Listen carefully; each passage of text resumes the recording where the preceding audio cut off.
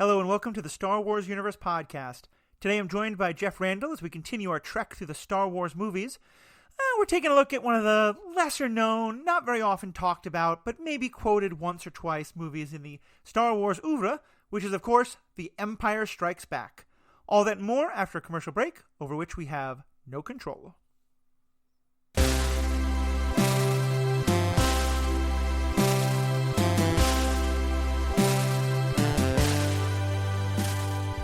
Welcome back. I'm Matthew Westfox. I'm your host. I'm joined as always for movies by Jeff Randall. Jeff, how are we doing tonight? Oh, it's not just movies, sir, but I'm doing pretty good. This is true. Starting in October, we're probably going to take a break for the movies wherever we are. Because what's happening in October, Jeff? At the end of that month? Oh my God! October 30th, man. We got Mando Season 2. Mandalorian Season 2. We're going to find out exactly when those episodes are dropping. I think what we're going to try and do is, at least I will, do a live chat during the first chance to watch the episode, and then record as soon as we can after it. Schedules have to be matched up and all that, but we are super excited to bring you new content on The Mandalorian Season 2. So many great things. I haven't seen the trailers yet. I've been kind of trying to keep myself off that, but I know there's so much to be super excited about, and just new Star Wars content. How can you go wrong? That trailer's so good. Okay. I've heard good things. Don't tell me anything. Okay. So Child hits a button. Let's talk about Empire Strikes Back, because clearly this is, I think, not universally, but regarded by many people as the best, certainly often regarded as the best of the trilogy, the original trilogy, and by many, I think, regarded as the best of all the movies. And certainly one of the most talked about, one of the most quoted. And that's, I think, by many of us, one of the most seen. So looking back at it, especially as we watch it again, like with kind of a critical eye to look at it through this, what are your kind of general thoughts on the movie? What has it meant for you as a kid now? Where do you place it? I would say that this movie is definitely the better one of all of them. I know that there's a lot of contention between Jedi in this one and maybe the original, but let's be real. This movie had one of the biggest turns, one of the biggest reveals and just gut punching moments in the history of cinema, and that's not for nothing. That counts for something, right? Do you remember being gut punched by it? I don't remember being gut punched by it, because I don't remember the first time I saw this movie. I do remember there being a time where I was I didn't really care too much about watching Star Wars movies, but every time I went back to watch it, I was just ooh, that hurts. Yeah. I'm a very big fan of this movie. I think it is really up there. And I think I would say that from a technical objective perspective, I think this and Rogue One are the two best movies of all of them. I certainly think this is the technically best movie of the original three. Yes. And the fact that it's not written by George Lucas is probably a big part of that. I feel like it has never been my personal favorite, in part because I feel like I never, like you, I'm too young to have remembered my first time seeing it, so I don't remember the first time I saw it and was like, oh my God, that's who it is. Right. And there's something about it that just never quite grabbed me emotionally the way the other two did. I think partially because it's a downer movie. It ends on a really down note, with some positives and a lot of potential. And the more I see it as an adult, the more I appreciate it, for reasons we're going to get into. It mostly because I come to much more appreciate Vader's character arc in this, and I'll talk about that later because I think he has a very pronounced one. And so, yeah, it's kind of in this weird middle space for me where I didn't watch it as an adult the way I did about Rogue One, and I had a totally different set of things to bring to it. And as a kid, I feel like maybe some of it went over my head. Certainly I heard that line, "I love you, I know," and I didn't really get the understanding of it till I was probably a teenager, Yeah. So yeah, I think that's all I would say. I'm not being critical of it. I think it is still a very good movie. I will happily watch it anytime it's on. I think it's technically one of the best. I think that's why it's probably, I think it's still in my top 5. But I think it would probably be behind Last Jedi, Rogue One, A New Hope, and maybe one or two others. Okay. I can see that. Though actually saying that you're there isn't one or two others. A dissenting opinion. Say again? You're allowed to have a dissenting opinion. It's okay. Exactly. I'm trying to find a way that I could agree with you, other than like just to say this one by itself is of course better than the entire prequel trilogy, like hands down. Oh yeah. I mean, there's no contest, but I could see how like some of the newer stuff could be, a little more fun, a little more hopeful. This one, like you said, is a very downer movie. This is effectively Act 2 of a 3-act movie where everything goes wrong for the heroes. Yeah, I mean, having said what I just said, I realized there really isn't one or two more. I think it would be solidly my number 4. Last Jedi, Rogue One, and A New Hope are all ahead of it, but then it's probably, it and Jedi are probably tied for 4. Okay. And yeah, I think it's better than any of the prequels. It's better than 2 of the postquels. And I know my loving of Last Jedi is pretty controversial in and of itself. But I think that's part of what I'm getting at here is I will never, if someone says to me, Empire Strikes Back is a much better movie than A New Hope or Last Jedi or Rogue, except for Rogue One, I won't argue with them because I don't doubt that it is. I think it is just a technically better movie. It doesn't have the emotional pull for me, and to me, that's one of the fun things we're exploring here. Is so much of this is about when did we see it and what was our first reaction to it. That's fair. I think a lot of the discussion around this movie compared, like if we're comparing, if we didn't have any of the rest of them, if we're way back in 1980, 7 years before I was born, when this movie comes out, and all we have to compare it to is the one before it, I think that this movie is a lot better paced. Not as it doesn't drag the whole thing out as much. I think they're about the same time frame, if I'm not mistaken, or time runtime. That's the word. Yeah. I think they're around the same runtime, if I'm not mistaken. You're comparing it to A New Hope? Yes, yeah. But this one just feels like it gets everything done faster. Yeah, and is a lot more snappy. Like even just the opening crawl, there's nothing that's left up to having to remember. There's nothing that's left to the audience to piece together. It's like here's how things have been since the last one to this one. Things are still going nutso. There are probes being sent out. They're on Hoth. It's an icy planet. Let's go. And then you're right into it.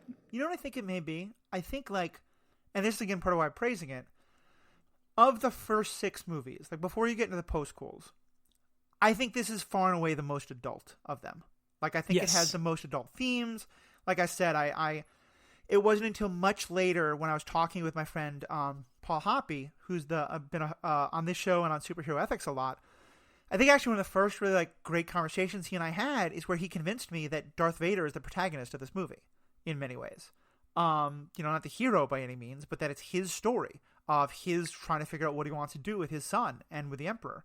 And as a kid, I missed all of that. I think there's so much depth to this movie that as a kid I missed. And so I think that's why it doesn't hold the same emotional appeal. But on the same level, also, my favorite toy as a kid was my X-Wing. And in this movie I was watching, there is never a time where an X-Wing fires a shot. Oh, yeah. Not once.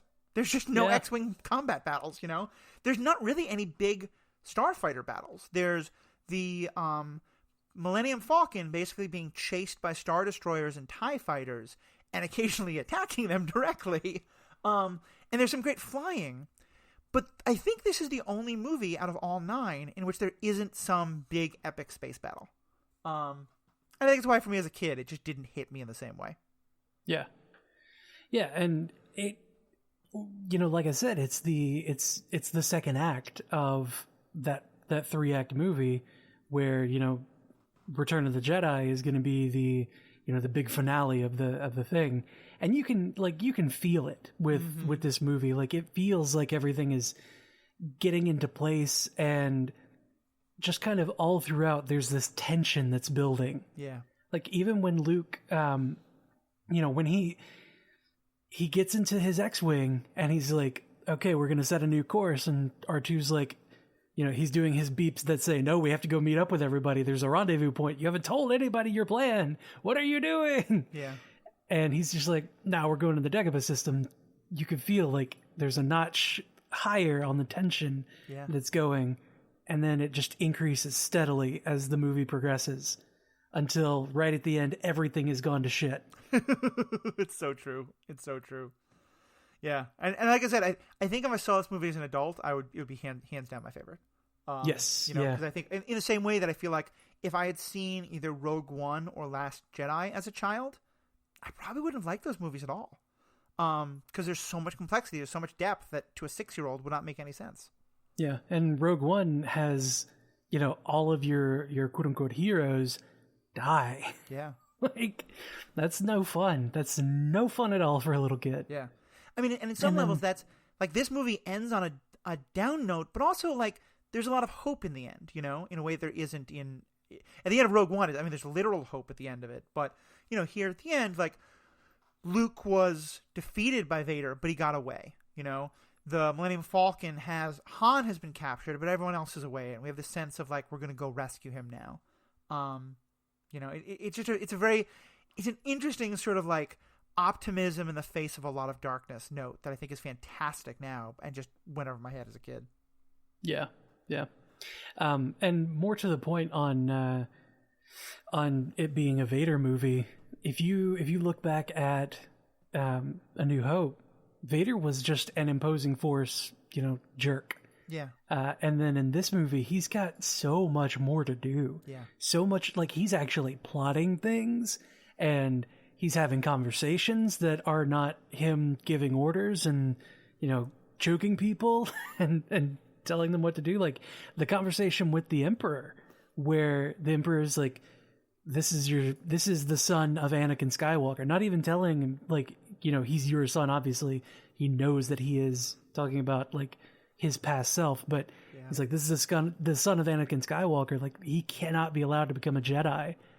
And then Vader has the thought of, well, if we could turn him, I won't have to kill him, but he could be a powerful ally.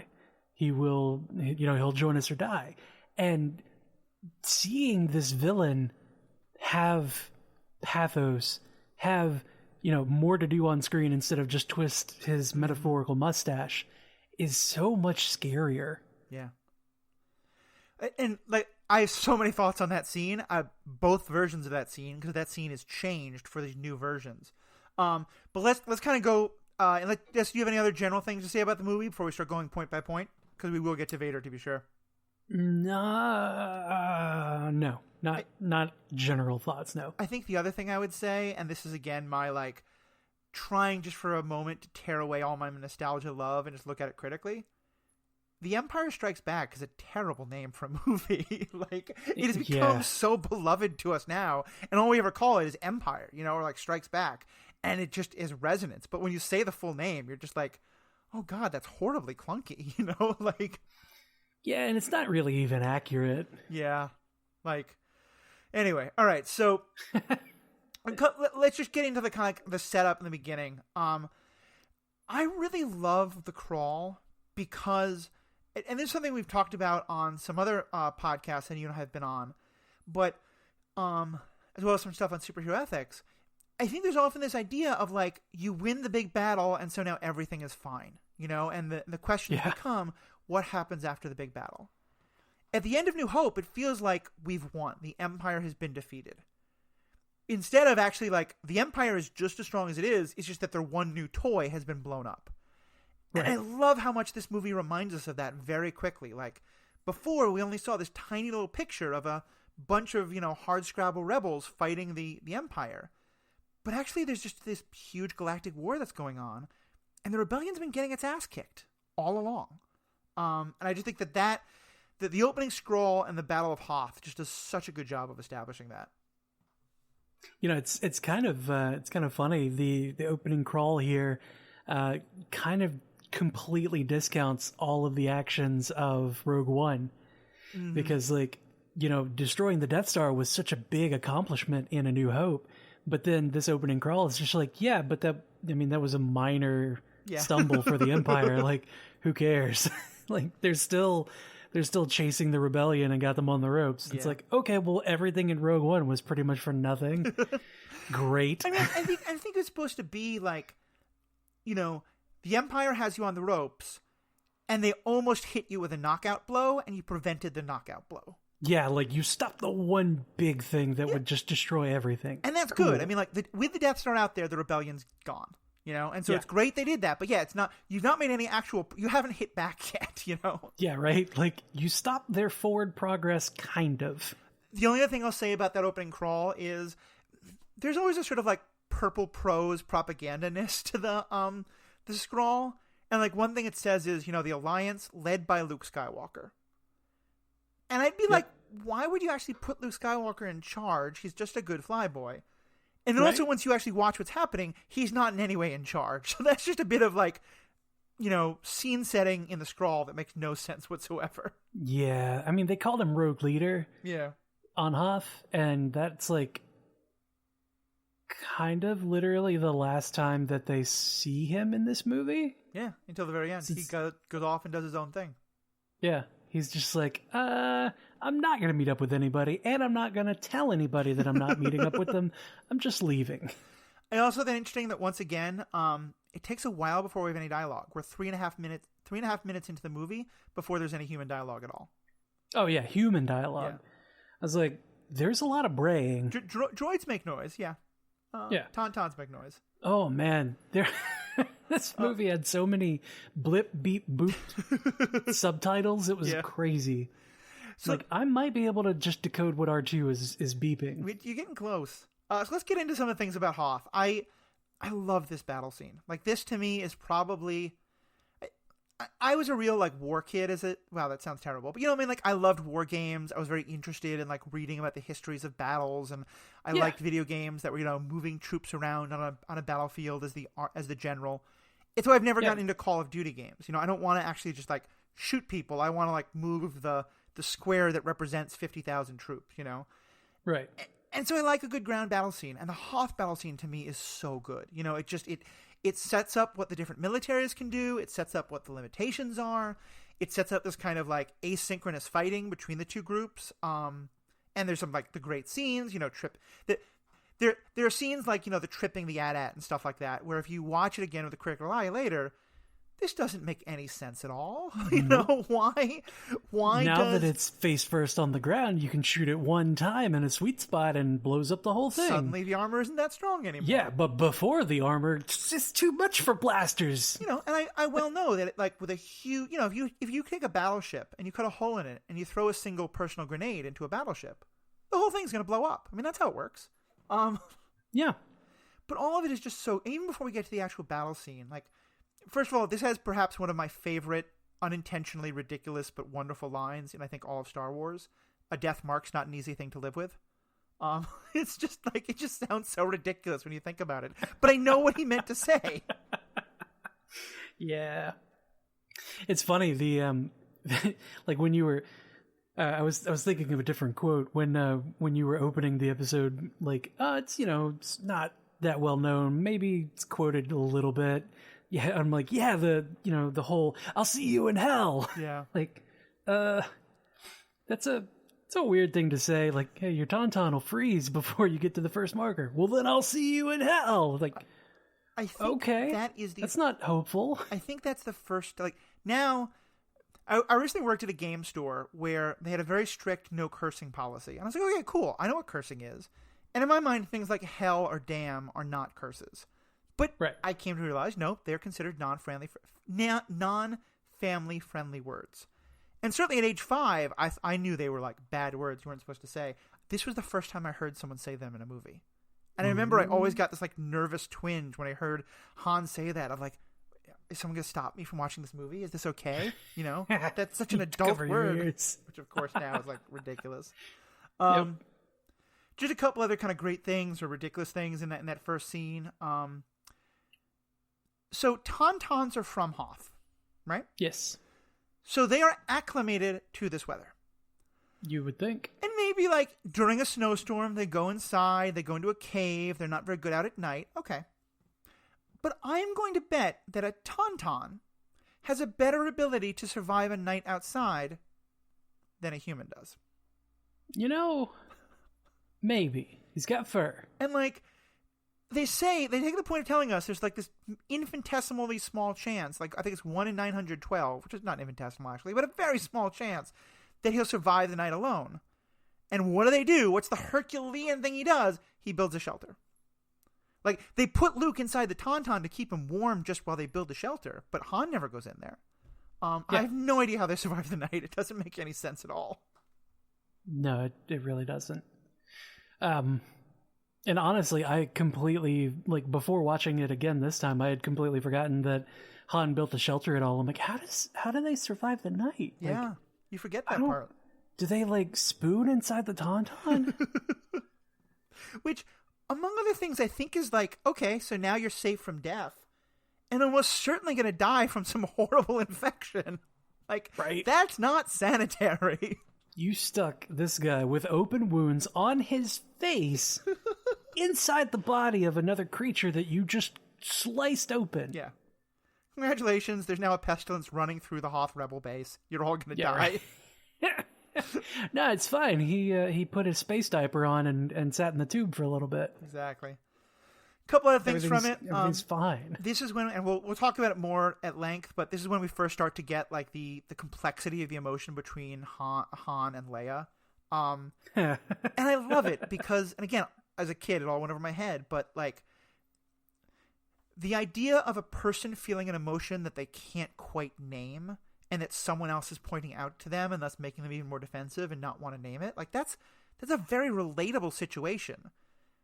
But that's a level of human complexity that almost no other Star Wars movies reach. Except I think Rogue One and Last Jedi. It also kind of felt a lot like Han forced it. Yeah. But not the way that Anakin forced it on Padme. It's more like he just poked her. He's poking her the whole time. And like when he says to Luke, he turns to Luke, he's like, hey, I must have hit pretty close to the mark to rile her up so much. Like, based on that he probably doesn't believe most of what he's saying to her. Yeah. He's just being an asshole. He's like, I'm the greatest. I'm the best. You love me. I'm the best. I'm the best. And I don't know. The kiss was kind of like, it sort of came out of nowhere. Oh, the kiss between Luke and Leia? No, not Luke and Leia. When Han was like massaging her hand and like leaning in, and posing. Mm-hmm. I was like, oh, Han, you're being a little forceful there, champ. Yeah, this is definitely in the early 80s, we thought this was sweet and romantic, and now it comes off a little sleazy.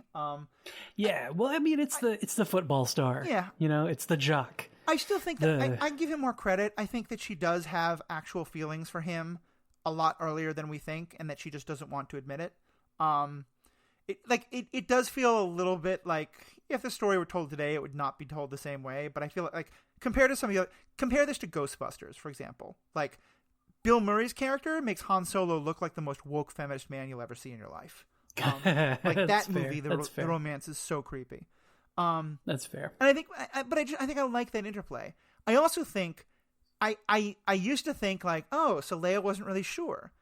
Watching it now, watching the last couple of years, I am 100% convinced that Leia is not interested in Luke in the slightest. She wants to tell herself that she likes a boy named Luke, but she knows that she will walk all over Luke, and that's not what she wants. Yep. And more importantly, that was entirely just to throw Han, against the ropes or to throw him off in some way. Luke is 100% collateral damage in this fight between the two of them. And he loves it. Yeah. He sits back with his arms up. He's just like, yeah, old boy Luke still got it. Yep.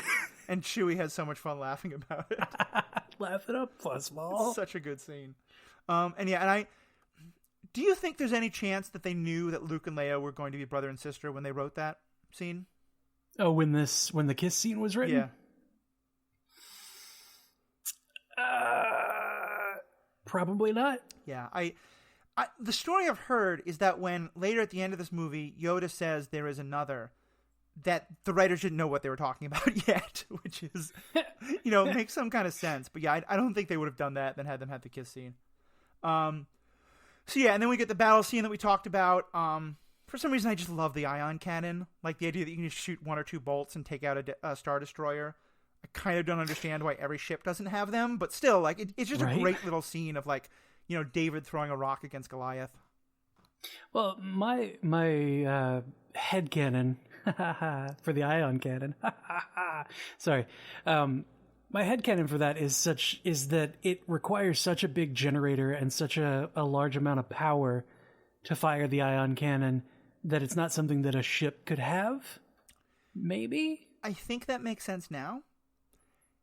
Starting in the later materials, the books and then the TV shows, especially Star Wars Rebels, Y-Wings have them. And they're just as effective. Oh, no. Yeah, it's a little dumb, but I like your headcanon. The other moment that, again, it's sort of a like... And here, I don't blame the original movie, I blame the prequels. You know, Obi-Wan says, you know, Luke, you must go to Dagobah. You must learn from Yoda, the Jedi Master who taught me. At which point I really want an edited version of Qui-Gon Jinn to show up as a Force ghost and be like, the fuck? What do you mean? Like, I made you a pet. I took you out of being a Padawan, jerkface. I died for you. I died for you. I died because you were too slow getting through that damn hallway. Yep. So he should have done some Force speed that they did at the beginning of the movie. Yeah. Because remember they went zipping off down the hallway away from the droids? Yeah. Oops. Yeah. A couple other little things from Hoth. This is the first time we get introduced to the Super Star Destroyer, and that shot of how it comes into place, where at first all you see is these Star Destroyers, which we know are huge, and then we just start seeing the shadow of the Super Star Destroyer being cast over them. That is such a brilliant shot. Like, that to me is one of the things I will always remember. Yeah, it's, you know, the Empire likes their big and imposing ships. But, you know, nothing beats small and agile. Yeah, that's very true. And then poor Admiral Ozzel has to die. No one cares. Yeah. I just like Captain Piet getting promoted and looking so scared when he does. Yep. And just that, you're like, now in charge. It's a tiny thing, but Admiral Ozzel falls. He's now in charge. And then he just makes this tiny little head gesture of, you know, go take away the body. And it's just so well done. Yep. Like, dispose of this. I'm Admiral now. Yay, promotions. Yeah. He somehow survives the movie. He's very lucky in that regard. Yeah, what didn't he say that he was going to go apologize to Vader? No, like, assume that's full responsibility? Or is that somebody else? It's one of the specific smaller Star Destroyers that has the tractor beam that lost the Millennium Falcon later. Okay. Because they just, all of these Empire adults look alike. Yeah. They got the same goofy hat on. They all look white and, you know, generally dark-haired and old. Yeah, and old. Especially the old part. Yeah. Any other last things about Hoth before we move on? No, not really. I feel like Hoth was a super short part of the movie, but, you know, it was a super short part, but it's also, like, one of the most widely known sections of Star Wars, you know? Like, it was a tiny part of the beginning of this movie that, like, you really shouldn't even care about or remember, but it's so widely, like, it's so deep buried in the consciousness of Star Wars, like, shared consciousness, that they referenced it in The Last Jedi with the salt planet. Where it's like, oh yeah, it looks like Hoth. No, this is salt. This is an interesting thing, I think, about the structure of the first three movies, because all of them have this part that feels like a prelude. Like Tatooine in the first movie, Hoth in Empire, and then Return of the Jedi back to Tatooine, but the whole scene with Jabba. Like in all three movies, that feels to me like it's just prelude, and like the movie really begins once we get off one of those three planets. In reality, though, I think in each case, that scene is like 30 to 45 minutes. I mean... Yeah, that first scene, or that first, you know, sequence, if you want to call it that, the first planet is effectively the first act of a 4-act movie. Yeah. It feels like this original trilogy is closer to a 3-act overarching big thing made up of 4-act smaller things. Yeah. And in each one, I think especially in this one, that first set of scenes really sets the tone and tells us all the things that we need to know for the rest of the movie. We know that the rebels are in real trouble and are on the run. We know that Han and Leia have this tension between them and are going to spend time alone on the run and figuring their own stuff out. We know that Luke is going to be in this dilemma of, like, do I pursue being a Jedi or do I help my friends? And where do my loyalties lie there? We know that Vader is very frustrated and is focused on searching out Luke and is killing people of his own kind along the way to, like, get there. So I feel like it's you're right. Part of me is like, why do we keep thinking about it? But I think it's a lot longer than we give it credit for. But it just sets up everything. This is that kind of like the 8th or 9th episode of a 10-episode season. This is putting all the chess pieces on the board, and then the rest of the game, the rest of the movie, we're going to play with them, but there's no real more pieces that are added. Yeah. So let's talk about Luke and his arc. What's your kind of overall take on what happens with Luke in this movie? I've already expressed my frustration when he goes to Dagobah, because he just does not tell anybody. Yeah. Like, hey, by the way, don't wait up at the rendezvous point. I'm going to be going to Dagobah because I heard a space ghost tell me about it. Like, I saw Ben. Like, okay, yeah, sure. Maybe you got some brain freeze going on. Yeah. You need to go back to the medic bot.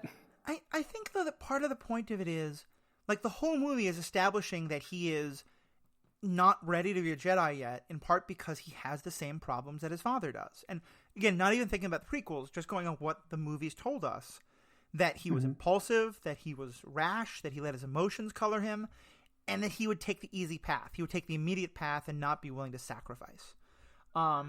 Which I say the prequels, it's one of the few things they do well, is to establish all of that about Anakin. And so, yeah, I agree with you. Like, it would have been so much smarter for him to tell them what was going on.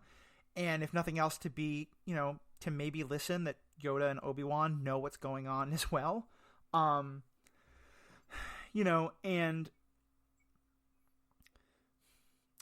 it fits his character. And I think you need it because, as I'm going to get to with Vader, it makes Vader much more relatable, especially once we learn that Anakin was Vader. But even before that, when all we know is that Vader was another Jedi who was seduced by the dark side, I feel like what this movie is really setting up is that Luke is coming really close to being seduced by the dark side.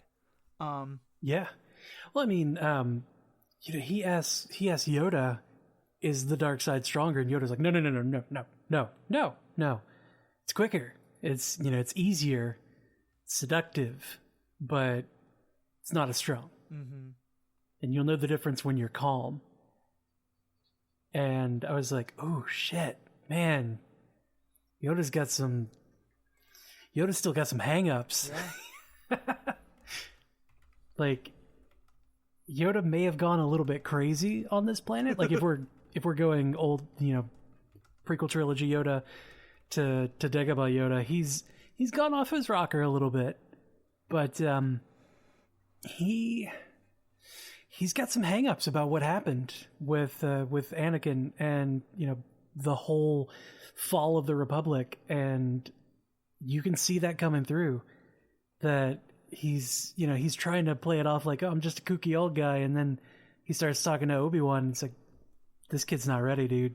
So like, I can't teach him. Explain the one biggest thing that I was sad about coming out of this movie, and I'm still sad about it, but I think you've given a better explanation, which is, we're introduced to a side of Yoda here. Like you said, kooky. He's kind of the he's not an alcoholic. He's not drinking by any means, but it kind of reminds me of the drunken master. He's very playful. I mean, he's almost like the you know what I mean, like the trope of the trickster god. Yes. Yeah, it's a thing that appears in many different mythologies. Of it's Coyote, it's Loki, not the Marvel version, but the more traditional Norse version, or Hermes sometimes is this, or other god figures who, they teach people by playing tricks on them, by being ridiculous and a clown figure, so that no one takes them seriously and no one realizes what they're teaching. And that's 100% Yoda, acting like, oh, I'm just this ridiculous bumpkin, I just want to go have good food. And it's a fantastic teaching technique. And I was watching it realizing, why do we never see this side of Yoda ever again in any of the movies? And what you're saying, I think, would help explain it. That maybe it's just that he, when he's at the Jedi Temple, when he's on Coruscant, he does still have to be the dignified master. And it's only here that, he's been talking to trees and alligators for the last 20 years that maybe there's nothing else he can do. But I definitely this is my favorite Yoda, and I'm sad we don't see more of it, because it is such a great way to teach. Yeah. Yeah. I think that, I keep going back to we need to remake the prequels, and I keep holding myself back from that. That whole movie medics thing. But Yoda as a Professor Trelawney type of character would be so much better in the Jedi Temple.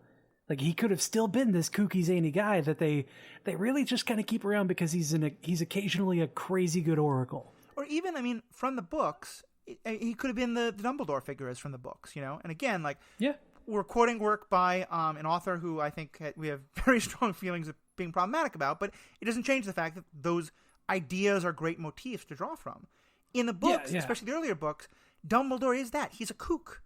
And most of the rest of the school and most of the Board of Governors don't really understand, except he's got this wisdom and this brilliance that comes through in his kookiness. And that's exactly what Yoda could be. Yoda could have been that. What if Yoda wasn't on the Jedi Council, but they were all sort of we can't really decide without asking Yoda, but Yoda might stick a banana in our ear? I don't know what to do about this, I mean, he didn't say here at all that he was on the council. He said, for 800 years I've trained Jedi.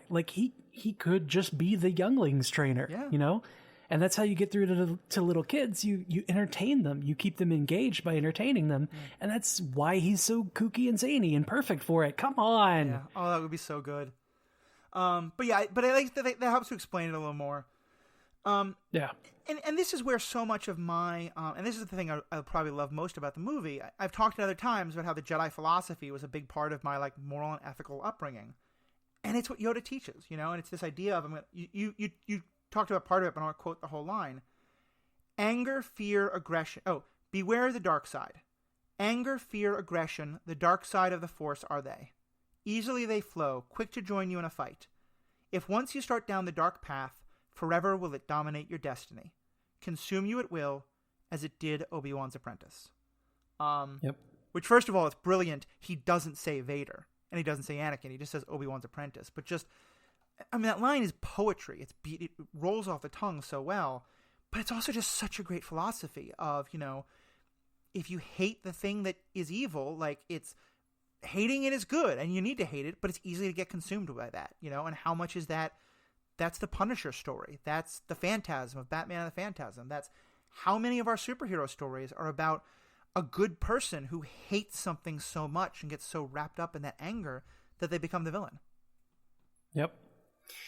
Oh, man. And the thing that that really got to me in this rewatch is Yoda telling Luke, when Luke just kind of happens upon the dark tunnel, or whatever you want to call it, the old temple that was just full of dark side energy. Mm-hmm.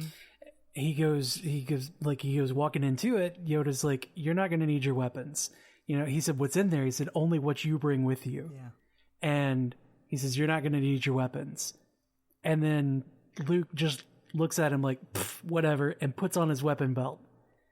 And I thought that was so telling that he's not ready to just trust in the wisdom of Yoda. He's not ready to put it all down and trust in the Force. He's not ready really to trust himself. He's like, these weapons, I need them everywhere I go, especially here, because this place is full of monsters. Yeah. You know who he reminds me of a lot? Anakin? Dr. Stephen Strange. Dr. Stephen Strange. It's that same idea of he goes to learn, but he can't let go. He can't just trust the system. And finally Stephen Strange gets that moment where he's just like, teach me. He finally gets it. And Luke never gets to that moment in this, not in this movie. Not until the end, yeah. Not until he loses a hand. Yeah. Oh my God, everybody loses a hand in this movie. Yeah. The freaking Yeti lost a hand. The Wampa, whatever the hell thing's called. Yeah, the Wampa, sorry. Yeah. No, it's a Yeti. That's exactly what it is. Yeah, it's such an interesting story, and I think this movie really shows well the idea of trust, and one of my favorite lines is when Luke doesn't believe that Yoda says lift the X-Wing out of the swamp, and he says you ask the impossible, and then Yoda does it, and then in this brilliant line Luke says I can't believe it, and Yoda just says that is why you fail. That is why you fail. That's so relatable. Like how many times have I realized there was something in my life that I probably could have done if I hadn't convinced myself that I couldn't. That imposter syndrome, that self-doubt, it always hits you. It will, saying something's impossible will become a self-fulfilling prophecy. Yep. Man, the inside of my wedding ring says do or do not, there is no try. Oh, I love that. That's really nice. Yep. It's one of the lines in which I completely disagree, because I do think there's something really important about doing your best and trying, but I also know what you mean. It's one of those lines where, like, literally it's kind of not what I agree with, but the metaphor of it makes perfect sense.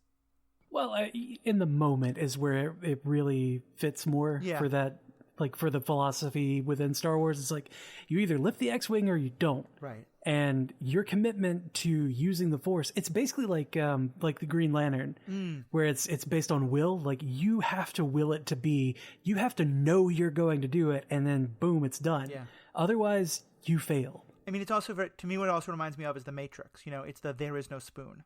You have to understand that it's not about.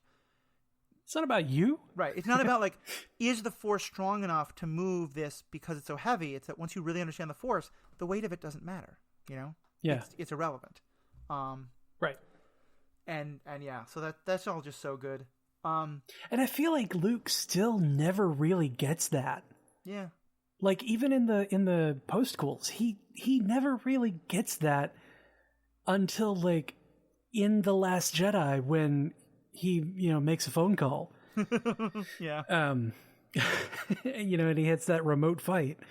And that's really when he seems to become more in tune with the Force. But like in all the flashbacks and everything, he still just doesn't trust in anything around him. I really hope, of all of the shows that I want them to give us at some point, and you'd have to do a lot of makeup to make Mark Hamill look young enough to do this, and I don't want anyone but Hamill to do it. I want to watch the formation of Kylo Ren. Just give us one season, don't make it any longer than that, 10 episodes, but of what happened at that Jedi temple, where he was teaching them. And especially because I think of it now, because I want to know, did he get it by then? What was he teaching them in terms of the understanding of the Force? Because we never get to really hear. We leave him just after he's fully become a Jedi and defeated the Emperor, and then pick up with him 30 years later when everything's falling apart. And I just would, it'd be a great way to see that in the middle. Yeah, it would be nice to see how he got it so damn wrong. Yeah. Because, like, based on The Last Jedi, like, this is a guy that the last time we saw him in Return of the Jedi, like, destroyed the Sith by understanding that love is the way to bring somebody around and to, nobody is without hope. It's like, right. Especially somebody like Lord Vader, nobody is without hope and can be brought back through love. Why would he do the things that we're not talking about Last Jedi? We're not talking about Last Jedi.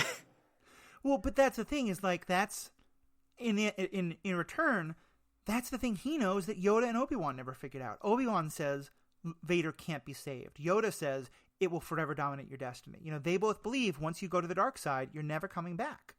And I love that Luke, though, is that one who pulls him out of it. But even going before that, so let's talk more about what happens to Luke and Yoda. One just kind of quick aside. As a kid, I watched a lot of very scary things. I watched Jaws as a kid. And it freaked me out. I didn't go in the water for a little while afterwards. I watched Friday the 13th. I watched the Nightmare on Elm Street movies. There is nothing that terrified me more out of all those things I watched as a kid than Yoda saying, like Luke saying, "I'm not afraid," and Yoda just saying, You will be. You will be. I don't know what it was, that line.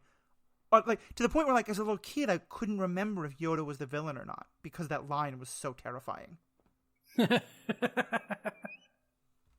He was certainly on a planet of should have been a villain. Yeah, that's so true. That's so true. Like, he got introduced on the scariest, spookiest looking place where you're just like, you know, I've watched a movie before. I've seen things. I know tropes. Mm-hmm. This guy is going to turn out to be a villain. Yeah. I know it. Yeah. Anything else about Luke and Yoda before we move on to the second half of Luke's journey? I guess just the decision to leave. I get the sense you have some strong thoughts on that. I mean, it's just, you know, it's more and more clear that Luke does not get it. That he wasn't ready. He didn't understand. You know, he doesn't trust in anybody. You know, I say that he doesn't trust in himself, but it's like he doesn't trust anybody, and he's like, I got to do this myself. But then he still doesn't trust in himself when he goes to actually do it. Yeah. And it's really frustrating. Like, Luke was whiny in the last movie, and then in this movie, he's got some sort of arrogance that I don't know where it came from, and I damn sure don't know how he feels like he earned that arrogance. Like, okay, cool. You trusted in the Force one time and destroyed the Death Star. And you never again trusted in the Force and, like, decided to feel your way through everything. Mm-hmm. Yeah, it's definitely You're that killing me, cockiness, Smalls. you know? It's that, and it makes sense, you know, everyone else did grow up in the Jedi Temple. I think for Obi-Wan and Yoda, one of the things they really wrestle with is this isn't a youngling. He's never been through any of the stuff. Like, they both remember that Anakin started at age, like, 9, and they feel like that was too old. And now here's this, like, surly 17-year-old who's coming along. Way too old. Yeah, way too old to begin the training. And I will say here's also where even though they did it badly, what the prequels established really hits me hard, because having seen the prequels and how painful that was, like for Yoda and for Obi-Wan, hearing them talk about, like, the regret they have for what happened to Anakin and not wanting to make that mistake, it hit me a lot harder. Yeah. Yeah, that's one of the things that that the prequels have going for them, I guess. Mm-hmm. You know, they at least got that much. You feel that regret. They may not have necessarily lined up everything with Obi-Wan's backstory and who the hell's Qui-Gon. He doesn't matter anymore, apparently. Mm-hmm. But there's at least there was the fall. Yeah. And there was you had the sense of pride from the Jedi, from the Jedi Order, Obi-Wan, Yoda, etc. Everybody who died, like, you've got all of them feeling like they're on top, and then they're not. And then the one thing that they thought that they had going for them was being able to teach this guy who was the chosen one, and he's gone too. Yeah. And it's the worst thing. And actually, here's the thing that I'm wondering about. At the very end of that scene, like, in one of, I think, almost the most heartless things, but now that I know the whole history of the Jedi, it makes sense and shows me how tragic it is. You know, Luke says, but my friends might die. Should I let them die? And Yoda just flat out says, if you honor what they fight for, yes. And it feels so heartless, but I feel like part of what this is, it's about they have seen what happened because Anakin had human emotions and human connections. And they're still not able to understand that the problem was expecting people to live without attachment. And so I think you're right. The prequels even really help set this up of the reason why they're so angry at Luke leaving is because they don't want him to go down Anakin's route. They want him to go into a place of you are connected to the Force and you're connected to the rebellion and you're connected to humanity and people enemy. I mean, sentience, but you're not connected to any individual beings. And it's set up as that's Luke's failure. Yeah. And, I mean, it's kind of the reason why he's in a bad spot now. Yeah. Because he went to face Vader before he was ready. Yeah. And I think... So here's the question. Part of it, I think what they're thinking is that he's not ready because he's not a good enough fighter. He's not ready because he can't resist the dark side yet. And they think he's not ready because they think he's not ready to know the truth. Do you think they should have told him the truth? Yes. Mm-hmm. Yeah, I think that they should have told him the truth very early on. I'm not even sure that Obi-Wan should have told him. I know that Yoda should have told him. Like I can fully stand behind. Is that Obi-Wan telling Luke Obi-Wan lied to you, or Obi-Wan withheld the truth from you, however he wants to spin it. Telling Luke that Vader's his dad, and like you have the potential for such greatness, but also for such hate and such power. Like that's in your bloodline.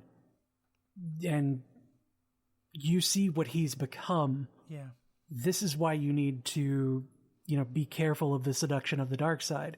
It probably maybe could have, it could have set an example. It could have established an example, because it's not good just to teach through lectures. Sometimes you have to show like some hands-on examples, some real-world examples of why a certain thing is a way, Mm-hmm.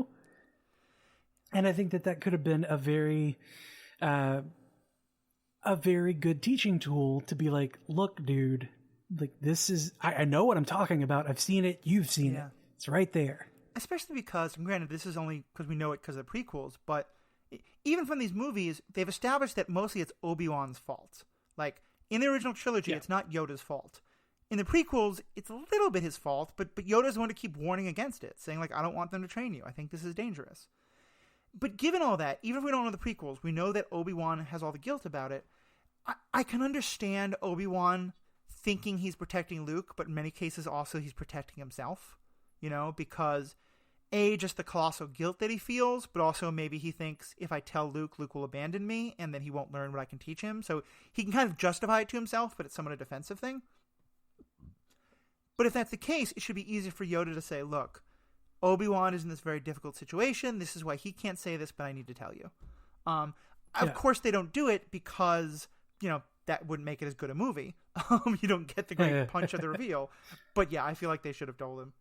I also like that, and as we'll get now into the scene with Vader himself, they're kind of wrong. Like Luke is defeated by Vader, but is still able to resist turning to the dark side. What's your kind of take on that? Because it's a very confusing scene in terms of like what's going on, and we'll get more into Vader's motivations in a second. But just from Luke's point of view, do you think he kind of wins that in that regard, and that he doesn't turn to the dark side? No. Honestly, I think that the whole like losing his hand situation might push him more toward darkness, just because he's so impulsive already. And when he's confronted with, this is your option that I am giving to you, I want to offer you this, you've been told the dark side is bad, but come join me and you'll see how great it is. His initial reaction to that is to lash out.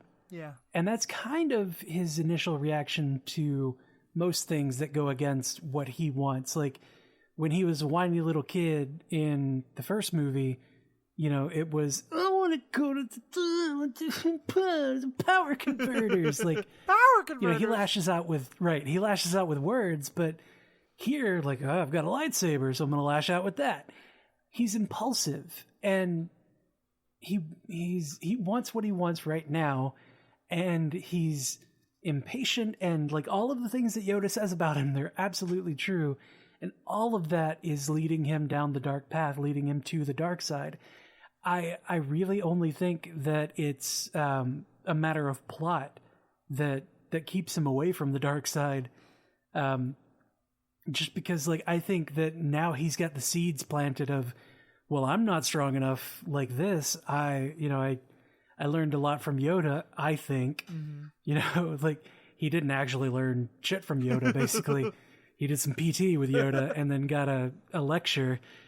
I think he learns more than that. I feel like he does learn enough to understand that what Vader is offering him is he has to reject it in a way that I'm not sure he would have without having talked to Yoda and Ben for that long. Maybe. Although it's also one of the frustrations of the movie. How long do you think he's training on Dagobah? Yeah, I don't know. Because I don't know how long are the crew tortured for? Yeah, it feels to me like it should be a month at least, like right. Especially since we're basically supposed to think like he learns what younglings learned in like 15 years. Right. And like at the end of like halfway through the montage, he's doing one-handed handstands and lifting up the rocks and stacking them. Yeah, like that should be. That's some pretty advanced stuff from where on Dagobah. But yeah, that's some pretty advanced stuff from where he started in the movie, where he was like hanging upside down and could barely get his lightsaber out of the snow. But the way the plot is set up, we basically think like it's 3 or 4 days because it's only the time that it takes. Like, how long is the Millennium Falcon being chased by the Star Destroyers? How long is it waiting in that asteroid / space worm? How long is it getting to Bespin, and then how long are they on Bespin? Especially because he leaves about the point that they get to Bespin. So yeah, the timing of it does not make any sense, and that's fine. We can overlook that. Time works differently on Dagobah. So let's talk about my favorite character in this movie, Darth Vader. Oh, I thought you were going to say Lando. Oh, no. Lando's fantastic. That's definitely true. We'll get to him in a second. And he's the only one where I generally don't like seeing the same character played by someone different. And I think Ewan McGregor did very good at Obi-Wan. I think the voice actor in the show Clone Wars did even better. I think what Daniel Glover did with Lando in the Solo is the only good thing about that movie, and he's maybe even better than Billy D. Williams, which is amazing to me to say. Yeah, man, Donald Glover had my heart in that movie, and Billy D. Williams in this is so good. But no, back to Vader. Back to Vader. What I'll kind of give you my whole theory on Vader, but what's your kind of take on Vader in this movie? No, you go ahead. I feel like I've said a lot about Vader. Like it's. He's got so much more to do. Yeah. So I feel like in many ways, in a very anti-hero, if not, straight up villain way, not a hero at all, a villain way. But Vader is one of the main protagonists of this movie because, and I think this is subtle, but the more I watch it, the more I'm convinced of this, especially, and I'll get to this, if you watch the original version, which is because of one particular scene. And my idea is that I feel like for most of this movie, Vader knows that Luke is his son. And Vader is looking for him because I feel like already Vader is starting to think maybe he doesn't want to serve the Emperor anymore. And I'll explain why I'm getting all of this. And because when I used to watch as a kid, Vader just saying all of a sudden, you and I can overthrow the Emperor and rule the galaxy as father and son made no sense to me whatsoever. I was like, where did that come from? But the more I watch it, the more I'm realizing like he's being very cagey. He doesn't really explain anything, but he very clearly wants to find Luke. So the scene that I'm talking about here is the scene where Vader talks to the Emperor about Luke Skywalker. And the original version of this was shot where they hadn't cast Ian McDiarmid as the Emperor yet for Jedi, so it's using a different actor. And then because Lucas likes to go back and fix things, fix with big quotation marks, they went back and reshot it with Ian McDiarmid. And they changed some fundamental lines. And Jeff and I actually just watched both of those scenes again to get this fresh in our memory. The big change to me is, in this version, in the new version, the Emperor tells Vader that the person who blew up the Death Star is the son of Anakin Skywalker. And Vader is clearly very surprised. He didn't know that happened. Yeah, he said, how's that possible? Right. In the original, that's not the case. And then he says, search your feelings, you'll know it to be true. In the original, they're both just talking about Luke Skywalker, and they both clearly already know who he is. And the reason why I think that matters is because what happens next? The Emperor wants to kill Luke, and Vader talks him out of it. Vader says, what if he can be turned? And up till now, like, Vader hasn't been, like, rushing to go tell the Emperor what's going on. And when you watch all that and watch Vader's conduct and watch how much Vader's reaching out to him, I think that at least in the original telling, and I think they didn't mean to change this, they just were dumb about the lines, I think part of the idea here is that all along, Vader has wanted to turn Luke. He's never been planning to give Luke over to the Emperor. Especially because in Jedi, it seems like that's the same kind of dynamic. Like, we see there Vader fighting against the Emperor's control, and part of him doesn't want to do this. So anyway, that's my theory, and this is one that Paul helped convince me of, and he could go much deeper into the details in, but I feel like every time I watch this, what I see is Vader struggling, and Vader, not having very healthy workplace ideas about what to do with frustration, killing subordinates. But he's so clear, like, he doesn't want people harmed. He doesn't want Luke killed. He doesn't want any of these things. And especially with the stuff all that we know that was in Lucas's head, even if it hadn't been said on screen yet, about, like, that there can be only two, the leader and the apprentice and the master.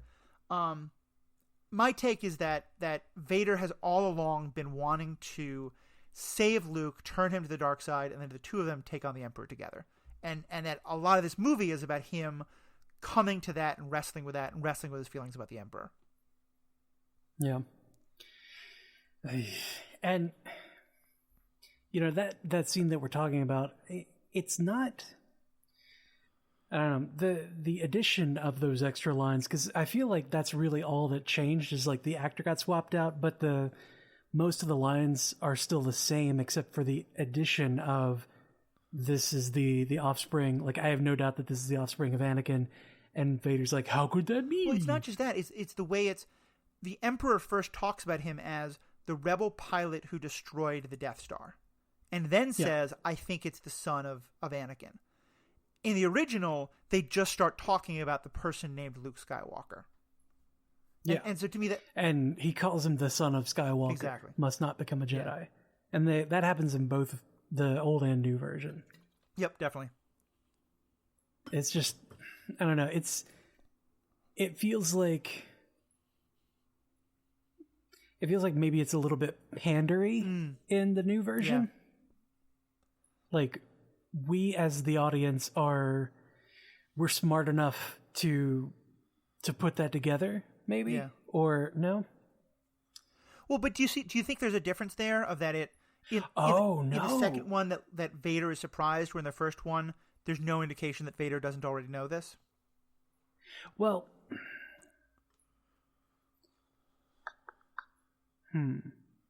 I think in the original, Vader acted like he already knew, and I'm struggling with the question at this point of, did we as the audience know that Vader and Anakin are the same person?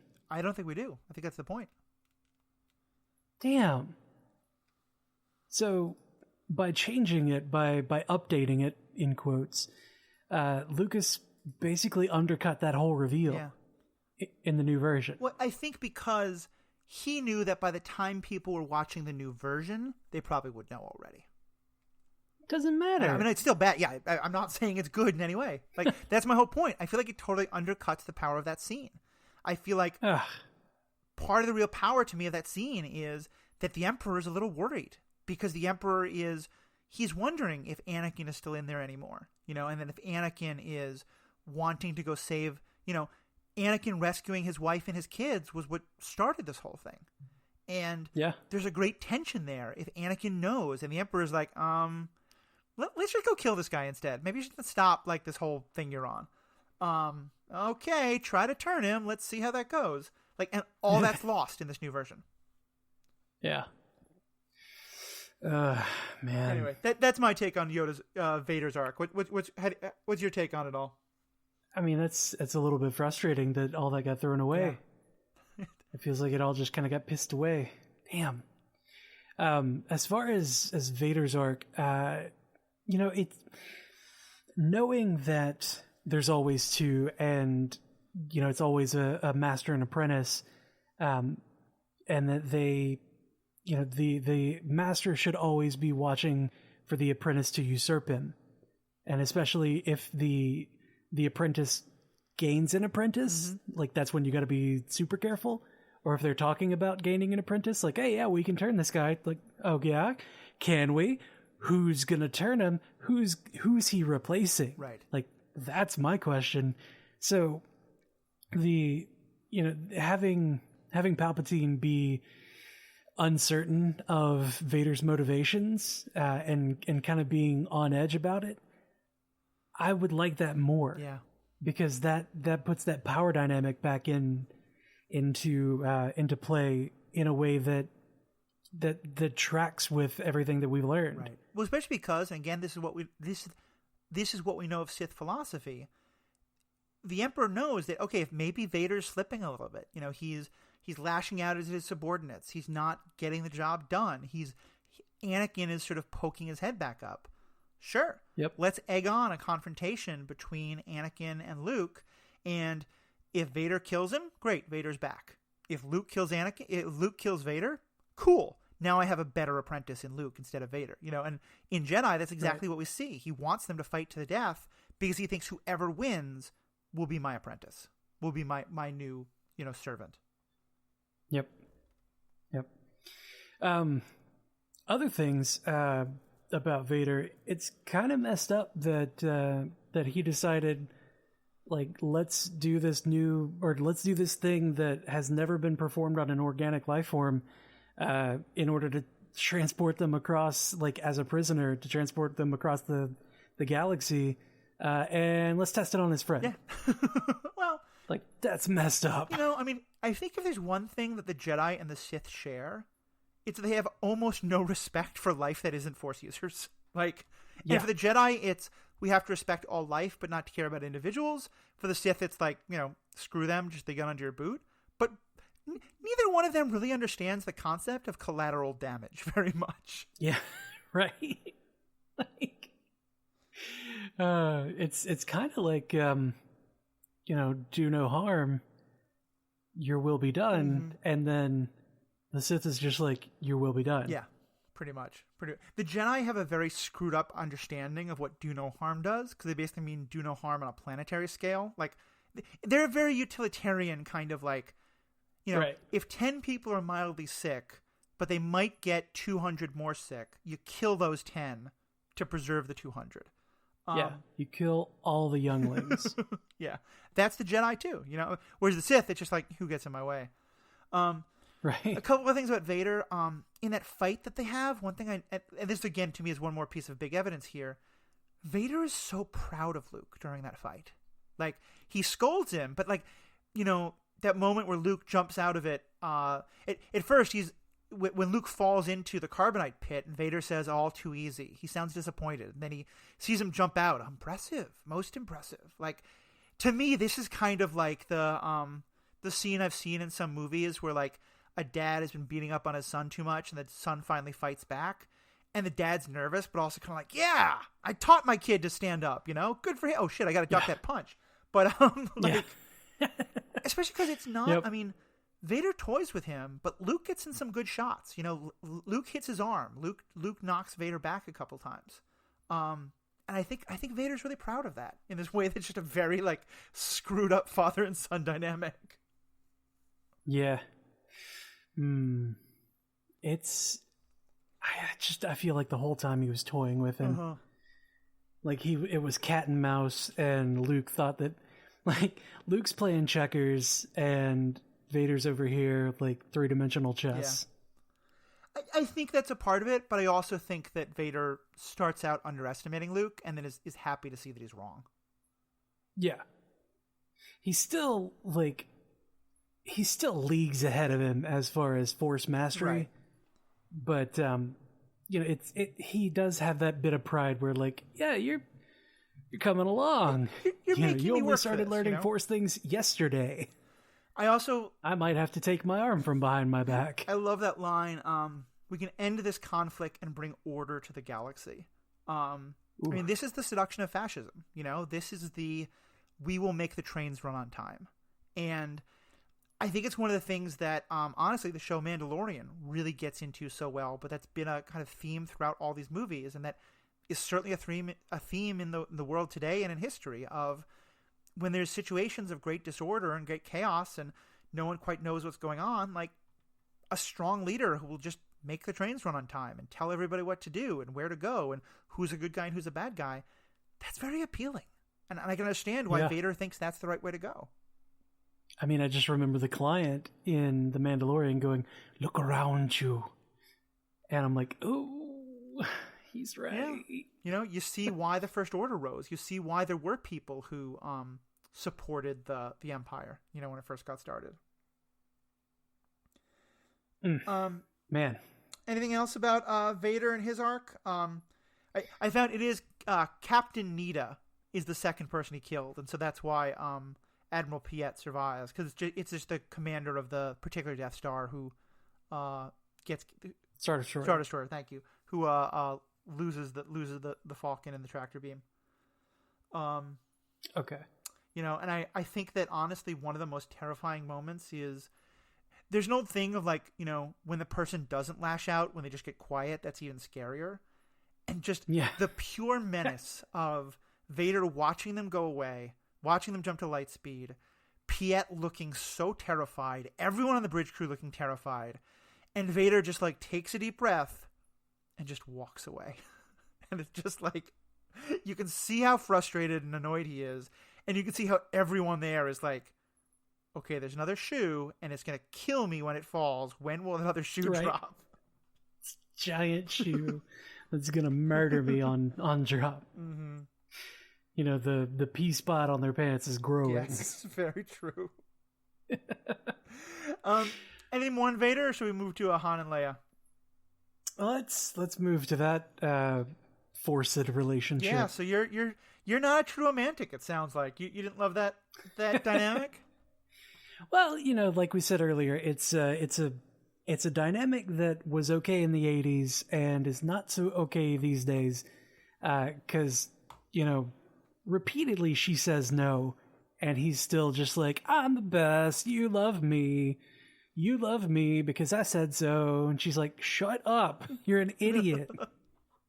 See, and I guess maybe here I'm reading it differently, and this may well be because I've been raised to think that this is romantic, and any of my fans who want to write in and be on Jeff's side, please do, but especially any of the women who are like, "Matthew, you entitled jerk, you don't understand," please let me know, because maybe I'm holding on to it a little much. It feels like the difference to me is that, like, Anakin is basically just trying to guilt Padme into having feelings for him. Right. Often it's, Bill Murray's character in Ghostbusters is basically guilting, is stalking Sigourney Weaver to make her fall for him. I think that Han is right that Leia already has these feelings for him. She's just hiding them. And I think, in the real world, you need to be respectful of a person and believe what they say, even if you think they're having an internal struggle about it. I totally agree with you there. I think there's something very romantic about the idea, though, of the person who sees the truth that you don't want to acknowledge and pushes you to look at that. And you're right, it's done in a way that's very 80s and is not okay today by any means. But I guess that's why I find the romance of it, and it's why, and I'm curious what you think of it, I love that last line so much. Because it's, she says, "I love you," and he says, "I know." To me, it says two things. One is that it's him naming, like, "Yes, I've known this all along." But it's not just cockiness, because part of what he's saying is like, this is how well I know you. This is how well I pay attention to you. This is how much I love you, is that I see this in you. But the other thing is, and granted, we only really get this from the prequels and from, I can't believe it, I'm saying this Solo, but I think it's strongly implied, is that he's had a pretty screwed up life up to this point. And he's probably heard a lot of people tell him things that he doesn't believe. And in this moment, like, of course you're going to, like, the person's about to maybe die. They want you to say, "I love you" throughout the whole movie. You're going to go ahead and say it. And I think he's got reasons to think she could be insecure. And so to me, there's a romanticism there of him acknowledging that he knows that she's sincere. Yep. Those are my two theories. Tell me why I'm wrong. Tell me what I'm missing. Because I probably am. I'm probably just trying to hold on to that thing I loved from my childhood and be like, no, you're probably right. It's sexist and terrible, but I don't want to let go of it. Well, I mean, yes, he's the pushy jock, like I said, but she could have feelings. Like she could eventually start to feel that way about him. Like she looks at him as a natural leader, a strong guy, a great help. Like she looks at him in a positive light, but he's not giving her time to let that build and come to understand that on her own. He's just like, this is how you feel, deal with it. And like that's problematic. But like he never takes the time. It's always about her and how she feels about him. It's never how he feels about her. Yeah, no, that's very true. Whenever he's about to leave on Hoth, he says, like, he looks at her as if to say, like, as if he's going to say, like, I'm going to miss you, or, you know, I don't know that I actually want to leave. He just looks at her, has that look, and then just turns on his asshole and says, oh yeah, well, don't get all mushy and emotional on me. I think that's also a very legitimate reading of the scene. You know, I think it's yeah. And here's one again where like I didn't get it as a kid. I was just like, oh, that's a weird thing to say. And I remember asking my mom and her kind of chuckling a bit and like I'll tell you when I was older. And then like I got to be a teenager and was hanging out with a lot of people. And I met, and I don't think this is gendered, but just, you know, I was in a very straight crowd. This was the 90s, and this is people I hung out with. You know, a lot of the teenage geeks who I knew who were women were just like, oh, they would swoon talking about that scene and how it's the most romantic thing they'd ever seen. And I was like, wait, really? And this is like, you know, a lot of what I'm saying is like what was explained to me about why that scene feels it's such a perfect response to the I love you. Yeah. I might. Well, and as far as that scene entirely, like, it's still like he's falling back to that where he's focusing everything on her emotions. Yeah. And when she says, I love you, he's like, I've been telling you this the whole movie. Yeah. And he's just like, I know. And it's I love you too, but it's not. It's, I've known this the whole time. You haven't accepted it. I maybe have pushed it into you, but I do know that it's there now. And if I don't, you know, if I don't say I love you too, then you never have to hear it and you don't have to be hurt by me being frozen in carbonite and taken away and never see me again. I could see that as a reading. I feel like he knows that he is saying it back, just in his own screwed up, you know, pirate kind of a way. In his scoundrel you know? way. Scoundrel. I like the sound of that. I think the one other thing there is that I think you're right. This could be an incredibly cocky line for him being like, I know, you know, bitches love me. What am I going to say? Like, no, the look on his face shows that it's not that sort of cockiness. He's not cocky in the slightest. This is like, I feel like it's the first time that he's really let his walls down with her. You know, and that he's being totally vulnerable in that moment, even though you're right, his words are not vulnerable in the slightest. And that's well, he's putting on a brave face for Boba. Yeah, and for himself and for Chewie. You know, so much of it. Yeah, fans there especially, let us know what you think, because I think that it's one scene. Even as I talk about it, like I think you're helping me realize that probably I'm holding on to it a little bit too much because I just love it so much. But that it's one of those scenes that really has it's beautifully iconic, but also has not really aged well in some ways. And then that's okay. I mean, I think like Casablanca is still to me the most romantic movie I've ever seen. It's also horrifically misogynistic and sexist, and has a lot of tropes that have not aged well in the slightest. Well, you know, the movie is kind of the creator of those tropes. Yeah, I mean, no, but I mean in terms of like sexist tropes about men and women. But no, you're right. Like, oh yeah, I've watched Casablanca with people who hadn't seen it before, and they were like, "Oh, this movie is so tropey. Like all these things, like them walking away into the sunset, saying they're friends. Everyone does that." It's like, no, this movie started that. They did it because of this movie. I know. What's your take on the space worm? It's not plausible. What does it eat? How does it get so big eating food of this kind? It's in space. There is no organic matter. You know, it's funny that, like, that's the thing that you gravitate to, because I'm like, what atmosphere is on that asteroid that yon space worm could survive in? Yon space worm, and let alone that a couple people could wander around walking on its tongue. Which, by the way, if you have any idea how acidic human saliva is, like, think about what it does to food. I don't think you could walk on this tongue without your feet dissolving in 10 seconds. But also, how is it warm enough that they're okay with just an air mask? Like, right? There's a lot of moisture in here. Doesn't make any sense. Not to mention, like, does it sleep with its mouth open? That's what it looks like. It's snoring. This is kind of where the, like, I used to think it was with the what the fuck is the name of the monster in Jedi that they fight at the Rancor?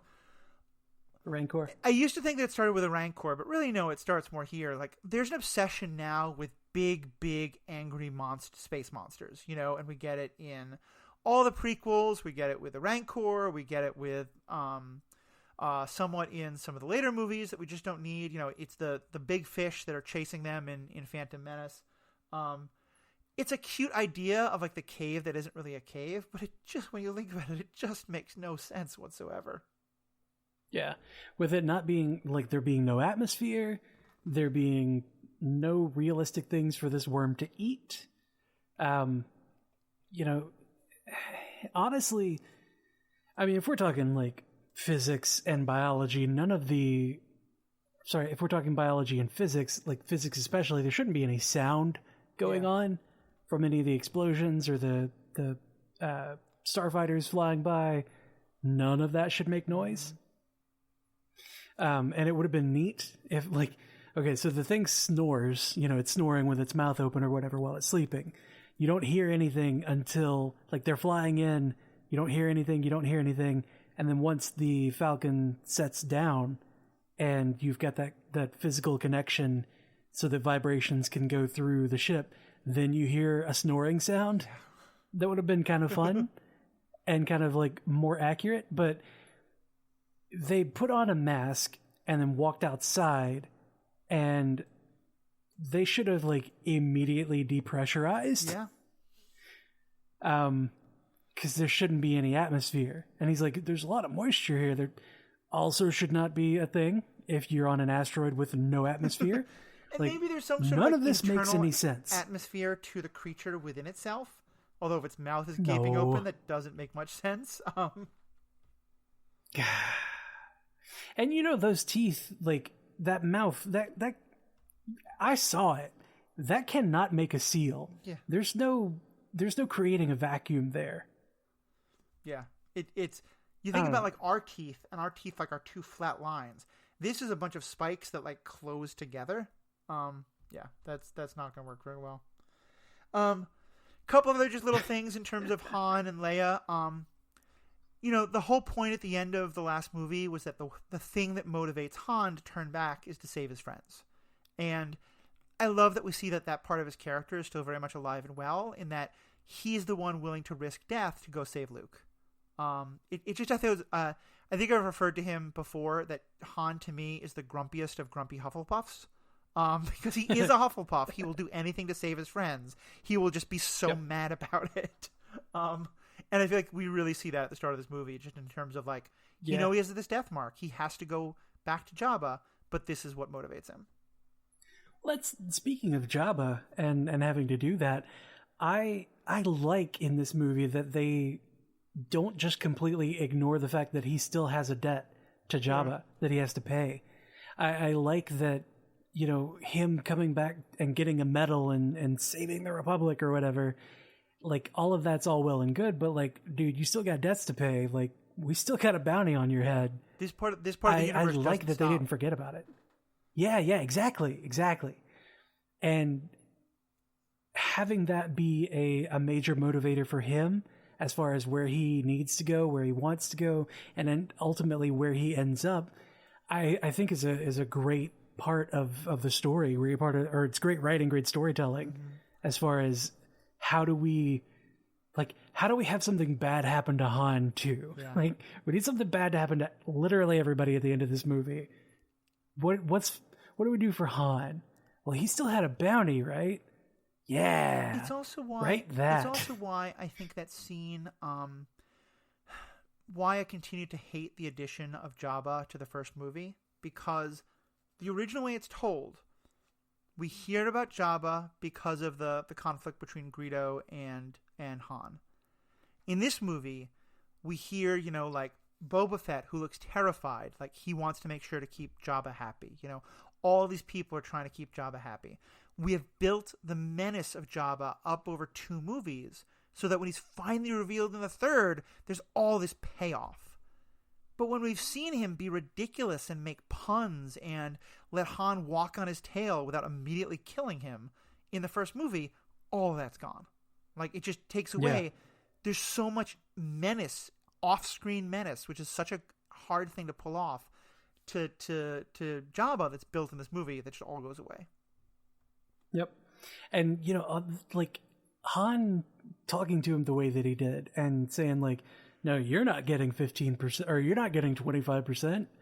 Like, you're not in a place to bargain. Yeah. The fact that Han feels like... This is not a guy to bargain with. That Han feels like Jabba can be pushed around shows that, he doesn't have any of the power that he should actually have.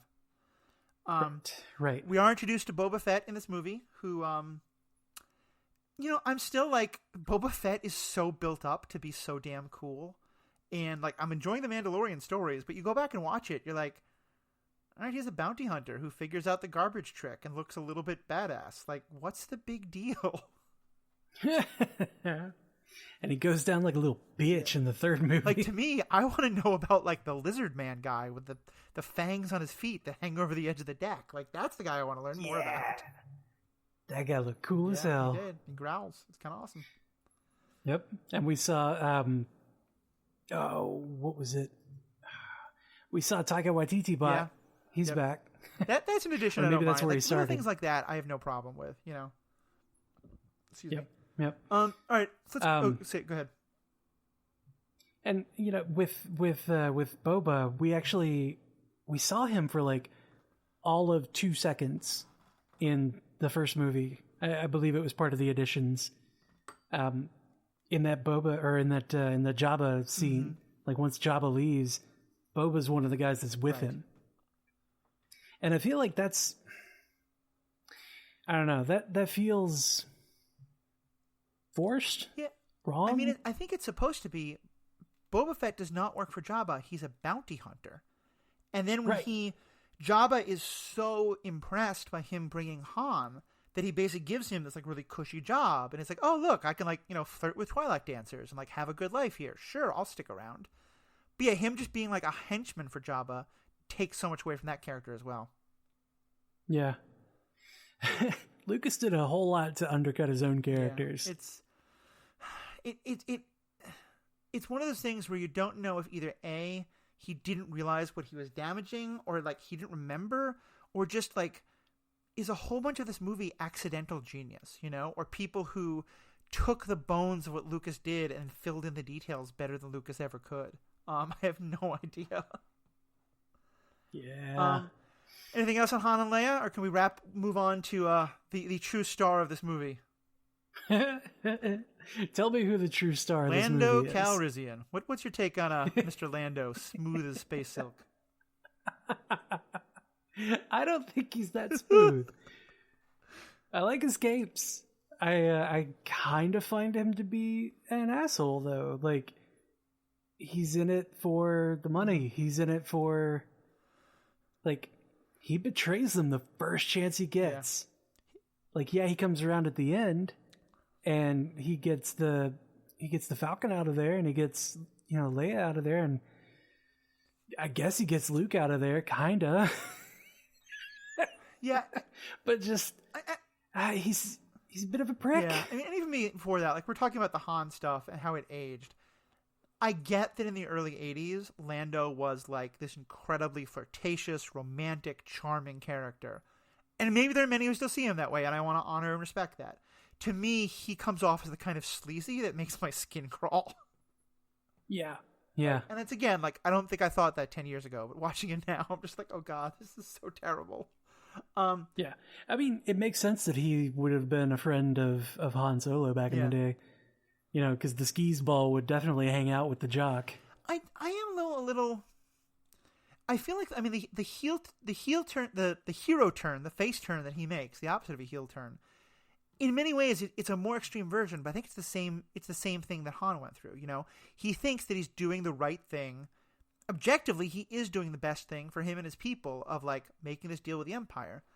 He comes to realize, though, that the Empire can't actually be trusted, and I don't know why he didn't know that to begin with, but fair enough. But the fact that he's just like, once he sees that, he's like, nope, I'm going to fight against them, and he knows that it's not a fight he's guaranteed to win. He very well may lose. I don't know if it earns him redemption entirely, although the movie certainly tells us that it does. But I do think, like, that there's some real power to that, and that it's a real, you know, because he's not forced into it. He goes back. He puts himself on the line, and once he throws himself into it, he throws himself into it 100%. Yeah, but, like, he only throws himself into it because the thing, like, the deal didn't work out the way that he thought it was going to. He was like, you got your guy, you're going to leave, right? You're going to leave? Yeah. You're leaving now, right? That's not true. You're gone? And they're like, no, we're occupying. He's like, oh, hell no. Yeah. This isn't what I agreed to. No, we're rebelling. Yeah, no, it is out for his own good. And I do like that, I think it would have played very differently if Leia and Chewie had been like, oh, he saved us. Cool. He's one of the good guys now.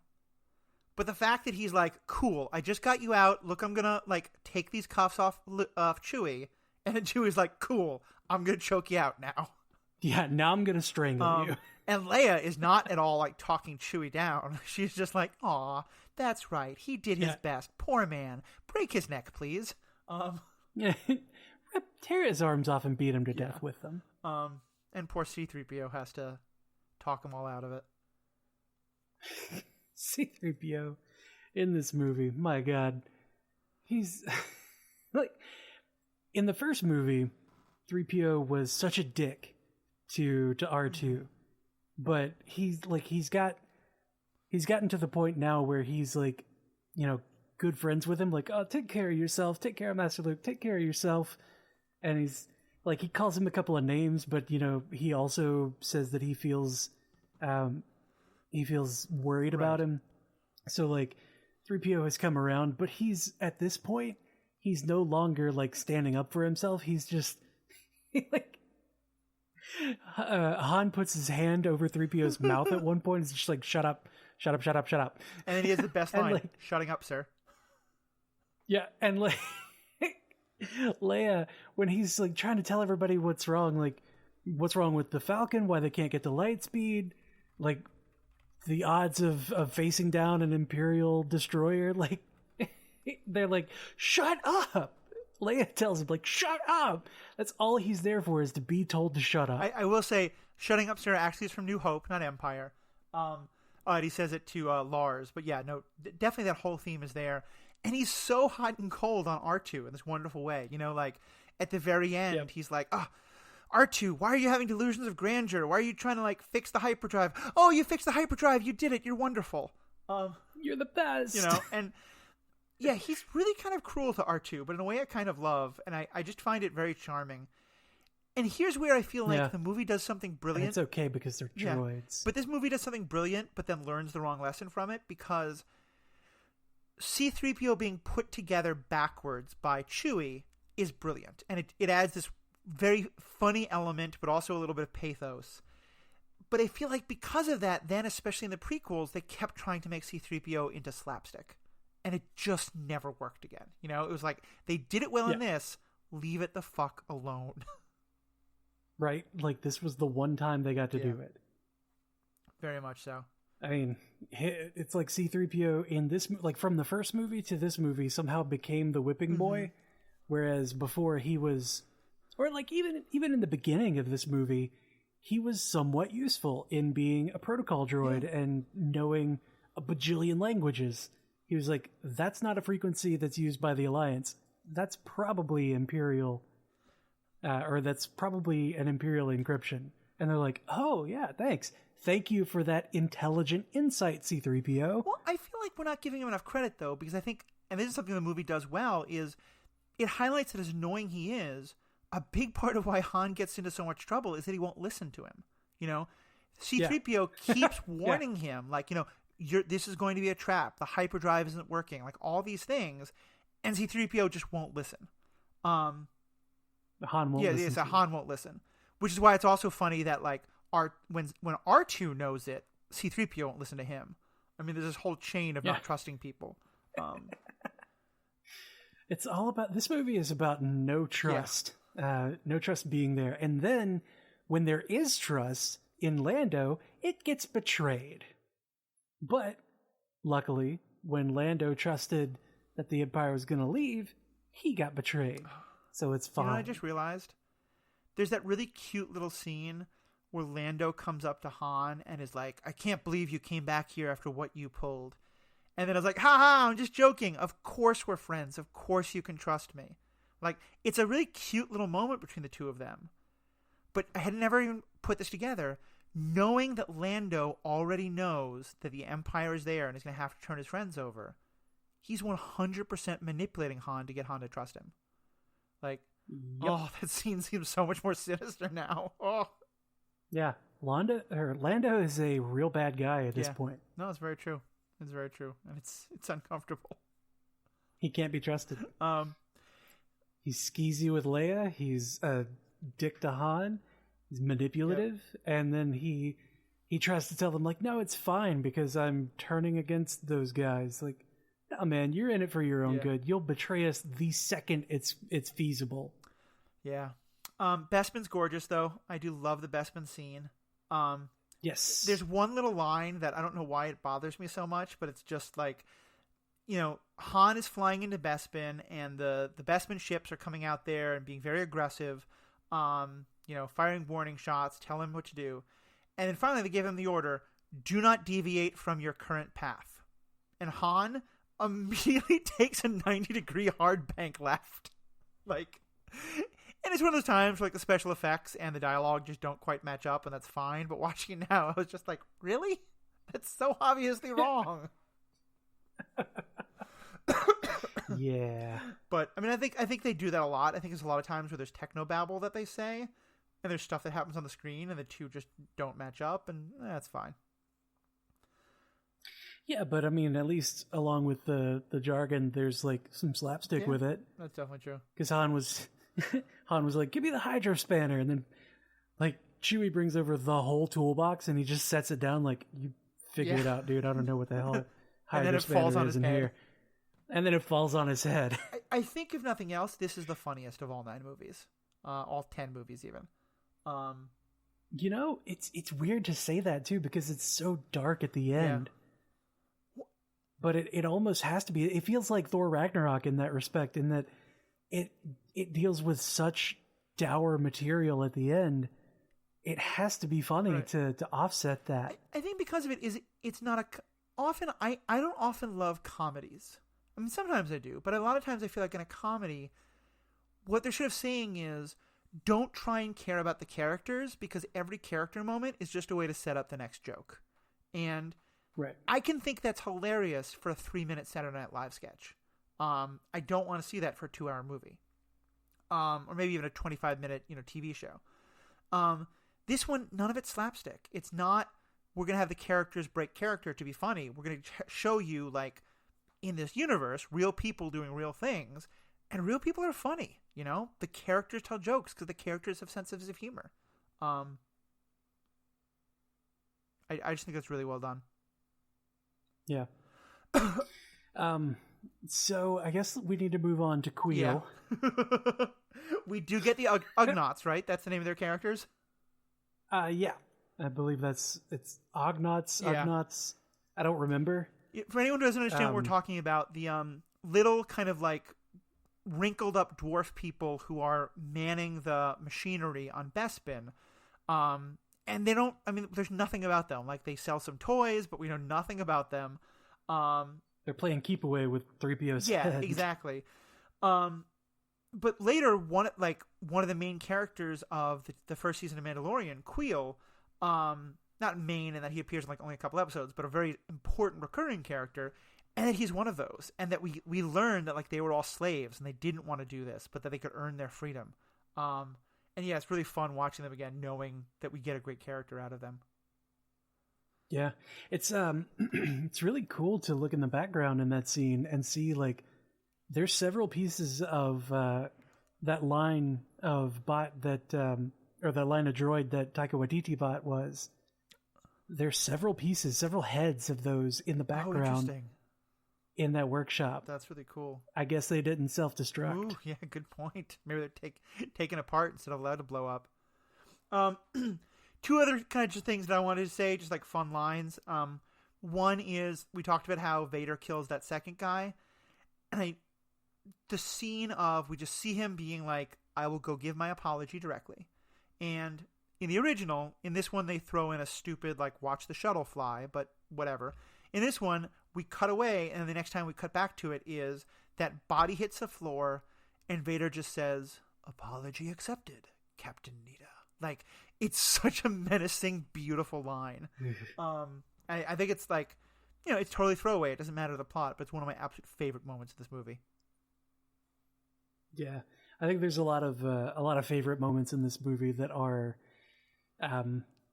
just absolutely inconsequential as far as overall plot, but they really flesh out the emotion and all of the character of everybody. So what are some of yours in this movie? Particularly when Han is going to get ready to look for Luke on Hoth, when everybody's like, no, it's fine. He probably came in the south entrance. And Han's just like, no, it's cold out there. It's a bad thing. Like, Luke would check in. Luke would say something. I'm going to go look for him, damn it. And then he sends a guy to go check. He's just like, go check and then come back and tell me. And he goes, walks around somewhere, and then the guy actually comes back. Like, the guy actually comes back. He's like, Mr. Skywalker didn't check in. He's just like, I'm going out there. And like, it could have been, like, he could have, right at the beginning, could have been like, I'm going out to find Luke because the plot demands it of me. But we got to see that little character moment of him just like, I don't want to go out there if I don't have to, but I'm damn sure going to make sure that I have to. And then if I do, then I'm going to go out there. It's very good, yeah, because it's him, like, double checking before going out.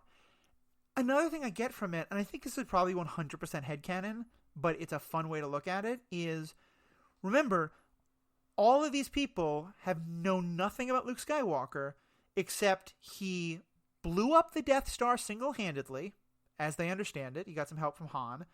And he's this, like, magic sword-waving ninja, part of a religion they thought has been dead forever, a.k.a. 20 years. And so I do wonder if part of it's that they're like, it's Luke, he's fine. Like, Luke's a god. He can survive anything. Han and Chewie, because even Leia meets him later, are the only people who know him as that scared little farm boy from Tatooine. So Han still has Han has seen behind the curtain. Han is still like, no, he's still just a dumb kid. I got to go save him. Well, he keeps, like, in that scene in Hoth, he keeps calling him kid repeatedly. And, it's pretty well established that, like, the crawl says that Luke's in charge, and Luke seems like he's being all hoity-toity, like, yeah, I am in charge. And Han's just like, no, you're still a dumb farm boy. I mean, I think part of this movie is that we have this Rebel Alliance that kind of has a military hierarchy to it. And then Luke and Han show up and no one has any idea what the hell to do with them. So by Jedi, they just make them generals, like... Yeah, right. Lando's also a general for reasons. I guess he fights some important battles to win back his honor between them. The Battle of Tanab. I think it's Tanab. We'll get to that in Jedi. The other cool thing I thought was the shot at the very end of the movie. I realized is the first time in the Star Wars movies that we see the Rebel fleet. At the end of New Hope, we saw the X-Wings and Y-Wings, but we didn't see actually any of the big ships. We saw Leia's ship that gets pretty much stomped on by the Star Destroyer, but we've never actually seen the whole Rebel Alliance fleet until that last shot, and it hits me powerfully. Yeah. I thought it was a little bit weird that they were looking out at a galaxy. Like, are they outside the galaxy? Did they leave? The 80s. Carl Sagan hadn't written any book yet. Stephen Hawking's, I think, hadn't been published yet. You know, it was a space swirl. It looked cool. Sure. This is space opera. It is not science fiction. You know, I've been talking about the physics of this movie the whole time and forgetting entirely that it is space opera and that we have to completely do away with our disbelief. We have to fully embrace suspension of disbelief. I mean, you're not alone. I'm the one who wants like a xenobiological paper on the anatomy of space worms and tauntauns and how they survive in their relative environments and atmospheres. So, like, I'm with you. I've got some scientific questions. I just don't think we're getting any answers. I want to know about Twi'lek. Like, the planet that Twi'leks come from is tidally locked with its sun. Oh, interesting. So part of it is just like scorched hellscape, and part of it is just always in darkness, and there is like frozen land in darkness on the other side, and the band where it's twilight around the edge, like the division between that, is where all life on that planet lives. Okay. I'm like, how? How? I mean, it's a really cool concept, but like, how? Yeah, it's I mean, one thing we establish is that I don't think there is a single planet that is ever visited anywhere in the Star Wars universe that is more than one biosphere. I think is that is more than one environment. You know, like think about like on our own world. Yeah, like, there are no biomes. Yeah, thank you. Like all of Dagobah is a swamp. It's a swamp planet. All of Hoth is an ice planet. The moon of Endor. It's not Endor itself. The moon of Endor is a forest moon. You know, yep. Well, I mean, they call it the forest moon of Endor. Yeah. Coruscant is just a city, which I get. That's how they built it. But yeah, that was kind of terraformed. Yeah. Anyway, City any other form? kind of last odds and ends before we wrap up this movie? Nah, man, let's get out of here. We've been here for almost 2 hours. Where does it fit for you in terms of relative to all the other movies we've seen so far? I stand by that. It is like troublesome though it may be, with whatever problems I have with it. Nitpicks over science. I mean, nitpicks over science go through the whole series, but troubling though it may be for some characters, it is still, I would say, in the top. I would say it's probably the best. Just because I don't have this deep attachment to the first movie of, Luke's the hero and Luke getting shit on in this movie, puts me in a bad mood, and I don't like that. Like, I love how this movie goes with it being such a different ending for a genre film. I don't think that before this movie, I don't think it had been done where the bad guy wins and we just have to deal with that for a few years before the next one comes out. Yeah, I mean, it's very much Infinity War. It's that kind of like, we're going to end on a down note and and hopefully give you some hope. I think I get that. Like I said, I think just of the movies we've seen so far, it is, gun to my head, I have to pick which one I want to watch for the rest of time. It's not Empire. It's going to be Rogue One or A New Hope, and then Last Jedi comes later. But I think that it is, if you ask me which is the best, I have to say Empire. I just think that it is a much better made, better paced, better written movie. I think Rogue One gives it a real run for its money, but I think certainly so than A New Hope. And it's because Lucas didn't write it directly. It's not a far and away. Sorry. I'll say, just because I think Lucas didn't direct it. Lucas wasn't as directly involved in the creation of it as he was in A New Hope. Yeah, like looking at the directing and writing credits, his name is not on there except for story. Yeah. And it just says story by. And the same thing holds for Return of the Jedi. Mm-hmm. No, he did the screenplay. Never mind. And I think that's why it's a little bit weaker. I think that Lucas he reminds me a lot of here I'm going to really piss off some of our geek audience. But I compare him to J.R.R. Tolkien. I think what Tolkien did in terms of world building of the Middle Earth and the creation of languages and the orcs and the elves and the dwarves and he basically established D&D. Like all of the tropes we have of elves as tall and thin and ethereal, and dwarves as big beards and round people and miners and loyal fighters and stout. These things come from different mythologies, but he really established them in like Western canon and basically like set up Dungeons and Dragons. Like the halflings are basically hobbits just without being sued. But he's not a very good writer, I don't think. I don't find like the Lord of the Rings books to be page turners. And there's just an awful lot of exclamation points, and there's a very little female characters, and there's a lot of like, I feel like in a lot of ways, Peter Smith told those stories. He took the stories that Tolkien came up with, but Peter Jackson told them far better than Tolkien did. And part of that's on screen versus book, but and again, 10,000 fans are going to write in and tell me I'm wrong. But I think the same thing is true with Lucas. I think Lucas is amazing at world building and amazing at plotting out stories, but he needs to give the outline to someone and then have someone else he needs to say, Luke and Leia need to hit this beat, and Han and Solo need to hit this beat and that beat. I don't think Lucas would ever come up with, I love you, I know. Like, I just think someone else needs to write in the actual words for him. He would come up with something along the lines of, I hate sand. Yeah. Oh, God. Oh, wait. He did. Yep. He sure did. It's great. You say that about Tolkien, and I was like, no, you're right.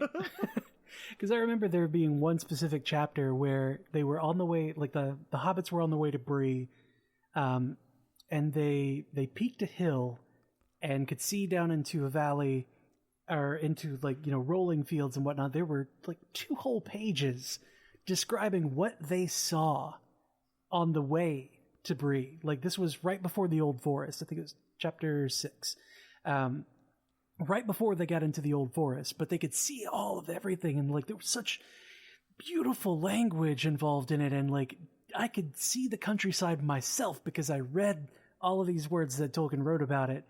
And then there were 4 chapters of the Old Forest where I'm like, none of this matters. None of this matters. Tom Bombadil has no point. And he's beloved. I know so many people were so angry when Tom Bombadil was cut from the story. But yeah, when I think it's kind of similar to my feelings about A New Hope being better than Empire. I didn't read the Tolkien books as a kid, so I didn't fall in love with them the way you do. And I think if you fall in love with something as a kid, nothing's ever going to be better. You can say it's objectively better. And I think it's the people who are like, Tom Bombadil is the best, he should have been in the movie. I think it's the equivalent of my thinking New Hope is better. And that's what I mean. I don't think they're wrong. I think I have the right to say I'd rather watch A New Hope than Empire because it has more emotional resonance for me. But it doesn't make it better. Right. Yeah. So with that, now that we have lost any hardcore Tolkien fans, any other last wrap-up things before we close out? Yeah, right. We've killed our Star Wars fan base and our Tolkien fan base. We're doing great, exactly. Man. Well, thank you all so much to the fans. You can find out more about this podcast if you go to strandedpanda.com. That's also where you can find links to our Facebook, our Twitter, our email. Let us know what you think. We'd love to hear from you. Love to hear your feedback. Let us know what you agreed with. Let us know what you didn't. Is this your favorite movie and why? There's other folks who it's not your favorite. Let us know why. You can find all that on strandedpanda.com. Jeff, what else can they find on Stranded Panda? A few things. I am the co-host, co-creator of, the network, but also the MCU cast, the Marvel Cinematic Universe podcast, being the kind of our flagship of the whole thing, where we talk about all things Marvel Cinematic Universe. And man, we've got some stuff upcoming to talk about. There is a WandaVision trailer that got put out recently, and oh my goodness gracious, we got to throw down on that. Have you already seen it? Okay, I was going to say, I saw the news about it come out while we were recording, and I was going to say, I appreciate your dedication to this verse. that you didn't halfway through the recording say, Matthew, there's a new MCU trailer. I'm sorry, I'm out. Yeah, no, it's been really difficult. I greatly appreciate your dedication to the art. Thank you. But yeah, there's so much good stuff. There's stuff on the MCU.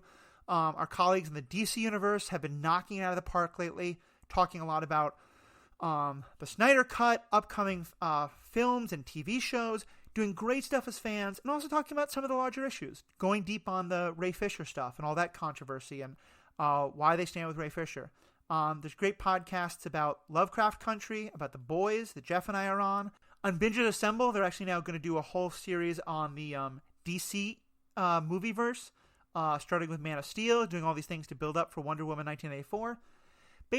Which just got delayed again. But basically, if you're sick and tired of things getting delayed, you don't have new content, what's better than to go back and watch one of your favorite movies, watch one of your favorite TV shows again, but then get to hear really interesting, smart, funny people. I mean, getting to hear interesting, smart, funny people talk about it would be great, but it's also great to listen to our podcasts, which we think are also pretty darn entertaining. I love the self-deprecation. Exactly. Well, especially because it's everybody else I'm deprecating, but it's mostly me as well. But yeah, anyway, check all those out. There's great podcasts there, great stuff to listen to. Let us know what you think, and have a great day. I've spoken. Yes, you have.